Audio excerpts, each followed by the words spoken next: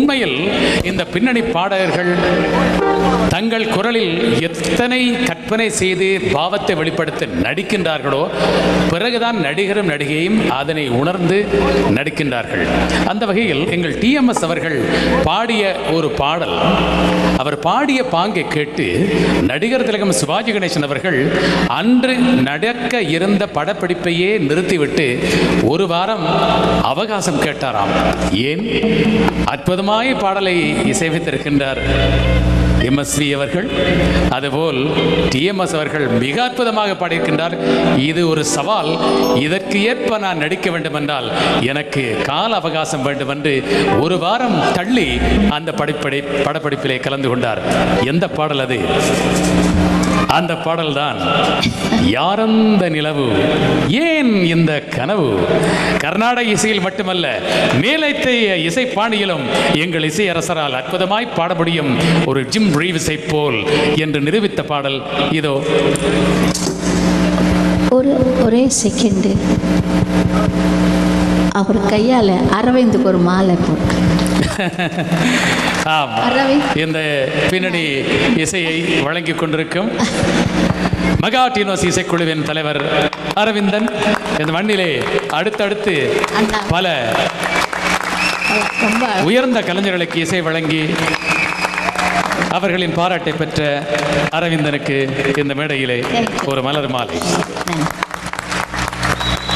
பொதுமக்களுக்கு தெரிவித்துக் கொள்வது, இமயமலை போன்ற மியூசிக் டைரக்டர்கிட்ட எல்லாம் பாடி பாடி பாடி பழக்கப்பட்ட ஒரு குரல். இந்த குரலுக்கு என்னுடைய உணர்ச்சியெல்லாம் புரிந்து கொண்டு அரவிந்தன் அவர்கள் இந்த ஆர்கெஸ்ட்ரா வச்சுக்கிட்டு ஒழுங்காக நடத்திக்கிட்டே இருக்காங்க.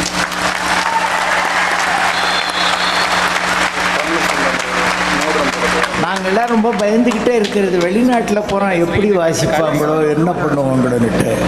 ஒன்றும் கொஞ்சம் கூட குறைச்சல் இல்லாமல் ரொம்ப நல்லா வாசிக்கிறாங்க. அதை நான் பெருமையோடு தெரிவிச்சுக்கிறேன். ஆனால் நம்ம பிள்ளைகள் ரொம்ப வேகமாக இருக்காங்க. ஆர்கெஸ்ட்ராவில் ரிதம்ஸ் எல்லாம் ரொம்ப வேகமாக இருக்காங்க, ரொம்ப இளமையோடு ரொம்ப ஸ்பீடாக போடுறாங்க. எங்கள் வயசானவங்களாலையெல்லாம் அவங்களோட ஓட முடியலை. அப்படியெல்லாம் ஓடாமல் இனிமேல் கொஞ்சம் பக்குவமாக இருக்கணும். ஏன்னா புது சைக்கிள்னு சொல்லுவாங்க. புதுசாக ஓடுறவங்க சைக்கிளில் வேகமாக தான் போவாங்க. 4 தடவை கீழே விழுந்து அடிபட்டு முட்டி எல்லாம் கொஞ்சம் உடஞ்சதுக்கப்புறம் தான் பேலன்ஸ் வரும். அந்த பேலன்ஸுக்கு நீங்கள்லாம் உருவாகணும் என்று உங்களை மதிப்பில் குறைத்து சொல்லவில்லை. அந்த பக்குவத்துக்கு வந்துட்டீங்கன்னா பெரிய வாத்தியக்காரர்கள் ஆகிவிடுவீர்கள் என்பதை தெரிவித்த. ஆகினால இவரை மதித்து எனது கரத்தாலே இந்த பூமாலையை திருவாளர் வாங்கோ, முன்னால் வாங்கோ. அரவிந்தன் அவர்கள் நீடூழி வாழ்க, நல்ல எதிர்காலத்தில் பெரிய வாத்தியக்காரர் என்று நீங்கள் பேரடைய வேண்டும். உலகம் பூரா உங்களை பாராட்ட வேண்டும்.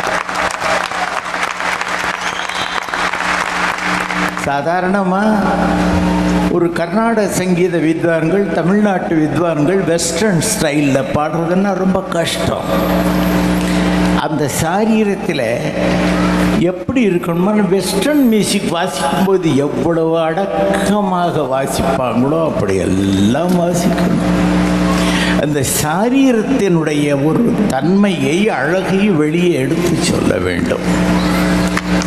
இப்போ பாருங்க, அப்துல் ஹமீத் ஐயா எப்படி ஆர்டிஸ்டுகளை எல்லாம் உங்ககிட்டே கொண்டாந்து விட்டுறாரு.